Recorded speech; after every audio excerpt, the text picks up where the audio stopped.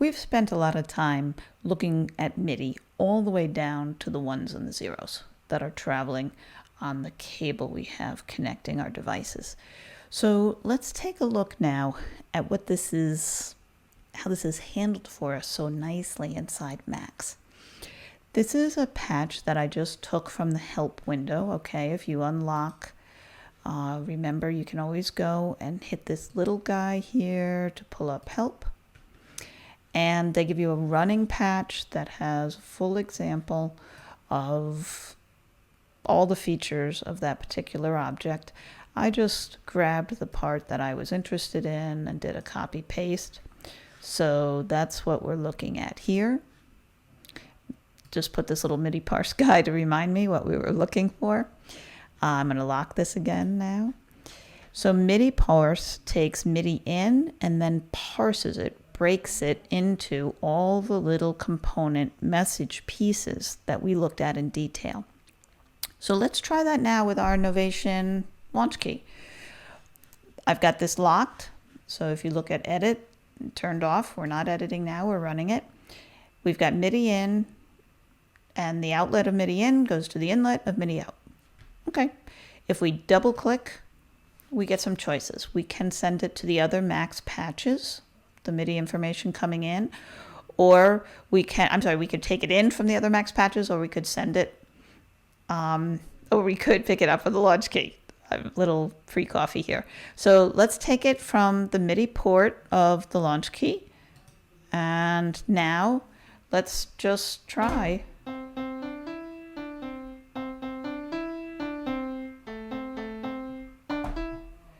See what we got here. What we've said is we're going to double click and take your MIDI information from the notes I hit on the MK3. Okay, so let's try some notes on the MK3. Okay, what are we picking up here? So first of all, we see that there is information coming out of this first outlet, and that's note on messages. Remember, they started with an 8, but you don't see that here. It just handles that inside this object and passes you a list. Unpack is very similar to unjoin. I like unjoin better. And it says unpack it into 2 integer numbers. The first one is going to be the note. So here's 48. Here's 72. What do you think happens if we go down an octave? And down another octave. So there's 24, all the way up to 47. Now we're up to 59. And what do you think the second number is? That's right. Crazy thing musicians call velocity that I would call volume. And these come in pairs. Oops. How did we get that to move? There we go. These come in pairs. So if I lightly, let's see. Try this at home and see how the sensitivity feels to you as a player, right? Here I'm down around 10s, and now we can bang. So the velocity is maybe how fast my hand is moving when it hits those keys. Now we're not getting anything out of poly pressure or a control change because it's not a control change message, it's a note message.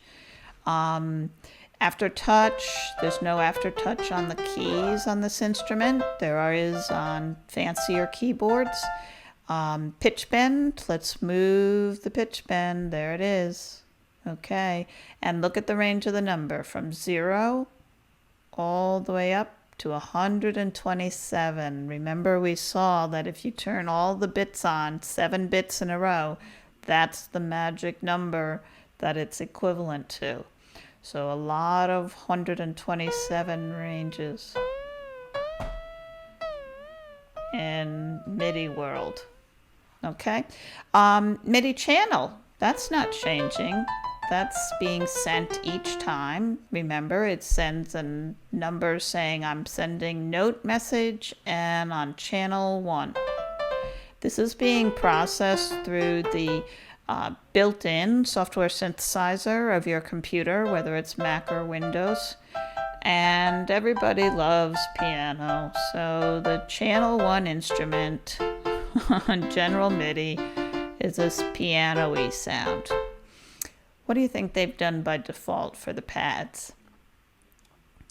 Could be piano. Or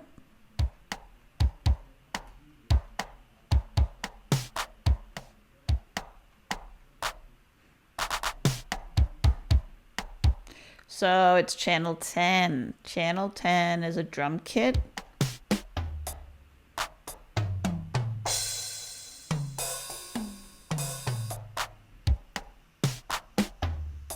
Now the way that it's often laid out is 4 pads, 4 pads, 4 pads, 4 pads. So on the push you'll see a section of 16 pads. Many of the LKey instruments have 16 pads. So if you're trying to map to that in your mind, it's the first 4, the next 4, the third set of 4, and the fourth set of 4. I don't think octave does anything. No, it's ignoring that.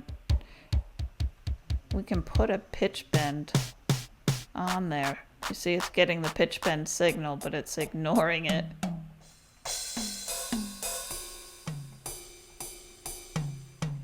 Look at that, it's sending pitch bend on channel 1. As soon as I hit this, it sneaks in a message on channel 10 and then comes back here to channel 1. So you can see inside the MIDI messages with Macs very easily. You just grab a MIDI in, pick the instrument you want to connect to, and parse it. More fun with MIDI ahead.